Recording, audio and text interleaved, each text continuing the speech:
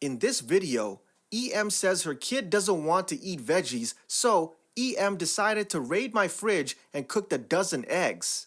Woman, do not touch my child! And when taking a dive on a test worked out better for everyone. EM says her kid doesn't want to eat veggies, so EM decided to raid my fridge and cooked a dozen eggs. I had visitors a week ago in my new house, and some of them brought their kids, lots of little kids age 9 and below. Anyway, I try to be a gracious host. I entertain the kids and let them play on my video games, Switch, so their parents and my parents can have time to talk and enjoy company with each other. The kids pretty much enjoyed Splatoon 2, and 4 of them can play at the same time. My house was filled with laughter of kids. And for breakfast, since they came early, I decided to leave the kids playing and the adults with their conversation, and I prepared chicken soup. I slipped in tiny slices of carrots and cabbages, same recipe as how my mom does it, to make it healthy for the kids. By the time I finished, I was surprised to see that one of the parents was now playing and the kids were just watching. Anyway, I called them over to the kitchen and served them breakfast. The adults let the kids eat first since I have a small dining table, only seats up to 6 people. The kids loved it. After a while, one of the kids asked, "Uncle, this tastes so good. What's your secret?" I was overwhelmed. It's my first time cooking for other people than myself, so feeling like a pro chef, I explained that I blanched the veggies, so when I put them in the soup, they retain their crisp. The kids are so amazed that what they actually ate were just carrots and cabbages. They said they hated that thing. So now they're all gathering around and so eager for what I cook next. They are now very eager to taste the rest of the veggies in my fridge. So I told them I'll stir-fry noodles topped with veggies for lunch using a Chinese recipe I learned from my dad. I showed them string beans, sweet potatoes, eggplants, bitter melon, garlic, and some onion. I was surprised that some of them don't even know what they look like. Yes, they know the name because they say they learned it from school, but they didn't have a chance to see it in person. Anyway, as I showed them how to cut, but didn't let them touch the knife because I was afraid they might lose a finger, one of the parents saw them and screamed at them. She brought them out of the kitchen, and as they left, I can hear the kids so eager to tell her stories about vegetables. So I proceeded on cooking, and when it's time for lunch, I call them over. This time around, the adults should eat with us. So I took some extra chairs, and I allowed some of them to eat on the couch. Now the kids are all excited to eat my veggies except one. All the other kids kept asking each other how it tastes like, and they all exclaimed how delicious it was. One even said it doesn't taste like any veggie she had ever eaten before. But one of them was quiet and had an empty plate. So I asked him, "Why aren't you eating? Don't you like it?" Poor kid. I could see that he wants to say something, but he glanced at his mom instead. EM, he doesn't eat vegetables. Me, oh, okay, is he allergic or something? EM, nope, he's just very picky eater. Me, oh, why don't you have a bite, man? Just don't finish it if you don't like it, I said to the kid, and the kid just glanced over at his mom again. EM, if you only knew how hard I try to force him to eat them, but no, he cries his eyes out and throws his plates. Me, okay, shall I cook you something else then? Bacon, fried chicken?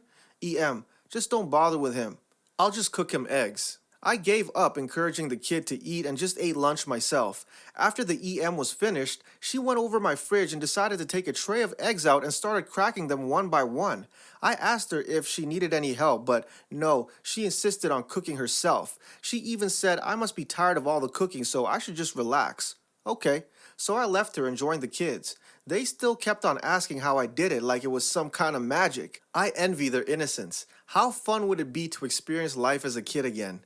It took a while until the kid got back. The other kids began teasing him that he wasn't able to taste my dish. But now he's boasting about how many eggs both him and his mom had eaten. A dozen eggs. For lunch. I'm feeling sorry for the kid, but I don't want to embarrass him. He's proud of himself. I'm not quite sure if this was normal for this kid and his mom to go visit another house and cook their food without asking permission, or it's just that I was quite hospitable that they forgot they don't live here. And for goodness sake, a dozen eggs for lunch? Woman, do not touch my child. A few hours ago, Auntie, my family says that instead of auntie, called my mother about something that happened today. Her pissed off black woman voice could be heard across the room. I was curious what happened. Worried something bad happened as I've never heard her so angry and asked my mother to put her on speakerphone. The following story she told us is parallel to a situation my mother and I went through when I was very young. Here's how it began. Early this afternoon, Aunt Tai, age 52, and her daughter, age 9, went to the store to pick up baking supplies for my cousin to make her first gingerbread house. Cousin had always wanted to make one and was inspired when I shared photos of the holiday goodies I made. I told her it's more fun to make food from scratch and they just taste better, and she just wanted to give it a try. That was their plan for this weekend. Cousin and Aunt Tai went to Dollar Tree for candy since they could get way more for way less than their local grocery for the good brand name stuff. They had most of the ingredients at home, so they didn't need much. Being the holiday season, they were in the grocery line for quite a while. Cousin bounced with excitement, saying how she couldn't wait to get started on the gingerbread house and make it so cute. There was a white woman in the line behind them. Aunt Tai assumed 40-something whose outfit said she could buy anything at full price and still afford her bills for the month. She said with a big smile, "Your daughter has such pretty hair." One thing about the women in my family, we all have great hair because we take care of it. It's thick, healthy, and beautiful, and we take pride in it. We all stopped using relaxers before Cousin was even born, so it was 100% pure African American hair. It's a lot of work, but the payoff is worth it. Cousin loves getting her hair styled. Today's style was 2 twists over her head like a headband, butterfly clips, and matching bubble balls around 4 separate, evenly parted twists with flower barrettes on the ends. It was windy where they lived, so Aunt Tai also gelled her hair down. Aunt Tai thanked the woman for the compliment. Cousin was shy around strangers and inched forward, feeling uneasy as the woman was not on the 6-foot marker on the floor separating them. While Aunt Tai started loading their things onto the conveyor belt, she noticed one of Cousin's flower barrettes fell off and one of her little twists came loose. Aunt Tai told her to pick it up. She has bad knees, as not to lose it. Cousin bent down to get it, and as soon as she stood up, the woman behind grabs her and starts touching her hair. This total stranger put her hands on another stranger's child, especially a black woman's child. Yeah, her obituary would be in the works if it were my kid. When Aunt Tai saw her, she hollered, "Bitch, get your fucking hands off my child." The woman stared at her wide-eyed and didn't stop. "She's fine. Her hair is just so pretty. I couldn't resist the urge to touch it." Aunt Tai starts taking her earrings off. Wasn't her first fight. She said, "Lady, I don't know you, and I'm not above resisting the urge to touch you." She snatched the woman's hand away and threw it aside as it smacked onto the conveyor belt. The woman cried out in pain while clutching her hand and yells, "What the hell is wrong with you?" Aunt Tai tells her, "You don't put your hands on someone else's child. If I did that to your kid, you'd have my black ass arrested." The woman looks at Cousin, who's on the verge of tears, and says, "I bet your mean mommy beats you at home, doesn't she? You're probably being abused. I can take you away from that pain, baby." Cousin began to step back from the woman, smelling the crazy on her, and this broad quickly grabs her arm by force. Cousin shrieks, and Aunt Tai backhands the woman clean across the face. The woman just gasped and stared at Aunt Tai like she was crazy. To Aunt Tai's credit, she was the right kind of crazy, the kind you don't fuck with when it comes to her cubs. Aunt Tai didn't know if someone called a manager or security or if they were already coming, but they did, and the 2 security men restrained Aunt Tai. She's no small lady. The woman immediately started sobbing and told them, "Arrest this psycho. She assaulted me when all I did was say her daughter's hair was pretty." Aunt Tai said, "You put your hands on my baby. You're lucky I'm not whooping your ass up and down these aisles." The cashier and some onlookers vouched for her, saying she didn't know the woman who just started touching Cousin's hair for no reason. The manager told one of the security guards to stay with the woman while he, Aunt Tai, and the other guard went to the office. Aunt Tai told him everything that happened before they checked the CCTVs. Everything from the woman touching Cousin's hair to Aunt Tai slapping the taste out of her mouth when she tried to grab Cousin by force. Everything Aunt Tai told them was caught on video. The manager asked if Cousin was okay, and she said yes. She was just scared for the other woman because she thought her mom was going to, and I quote, "beat the white off that woman and curb stomp her." This made the security guy laugh. He was a black man with a daughter himself and agreed that his wife would have done the same thing. They went back to the woman and told her Aunt Tai was acting out of self-defense for her child. The manager told her that because she grabbed the little girl by force, she was on the hook for first-degree kidnapping charges. This is when the woman started fuming and shouted, "It's not my fault this skin pigment related slur is a horrible mother."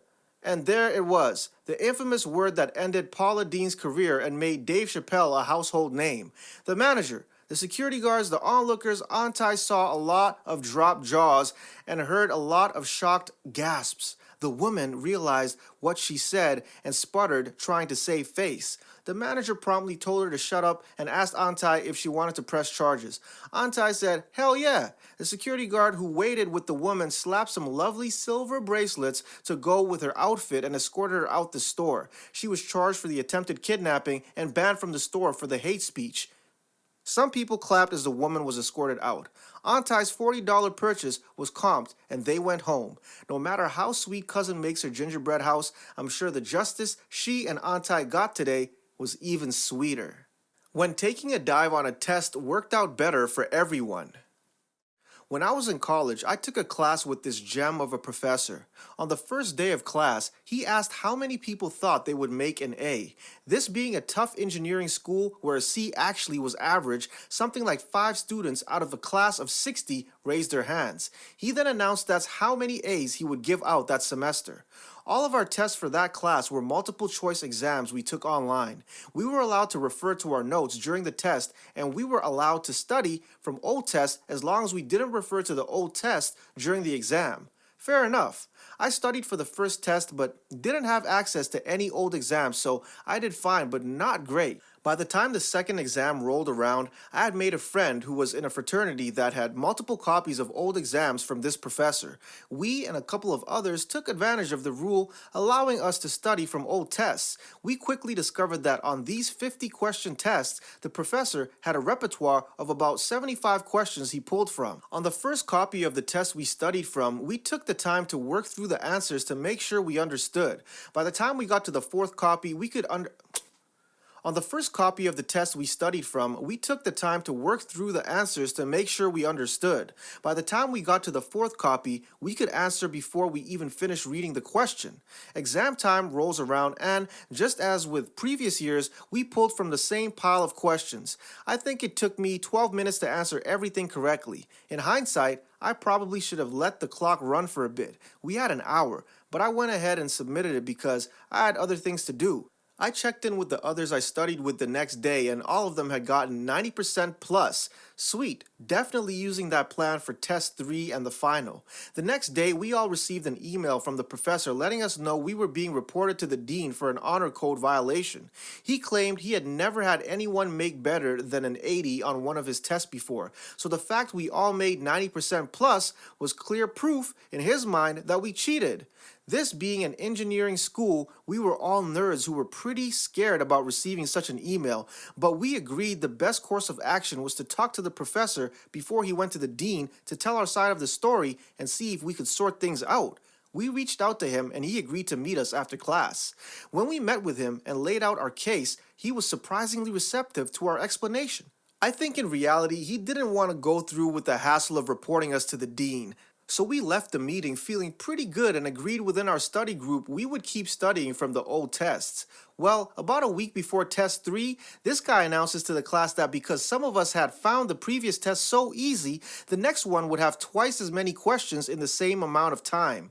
Being the cheeky son of a bitch that I am, I asked him as I was leaving class what would happen if someone made 100 on this test. God help you on the final, was his response. So we used the same approach in studying for the test and found the same pattern of a limited set of questions. Of course, in addition to the extra questions he had promised, all of the questions on this test would be new. So while we again got to the point we had the questions and answers memorized, we tried to make sure we understood the concepts as much as possible to deal with what we expected to be his wrath. Test day comes around to deal with what we expected to be his wrath. Test day comes around, and lo and behold, 87 of the questions are pulled directly from old tests. 10 are from a guest lecture where he basically pulled the question and answer directly from the slides, and 3 were filler questions like 1 + 1 =. And the earth revolves around the sun, true or false.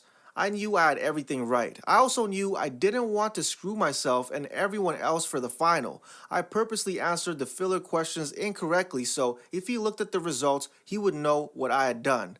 I got my 97. I never heard from the professor about that third test, but I like to think of him rage scrolling through the results. I don't remember details about the final, but I do remember the format being the same as what had been announced at the beginning of the semester. My study group also worked together on a group project which we also made A's on, so if he really only gave out 5 A's that semester, we received them all.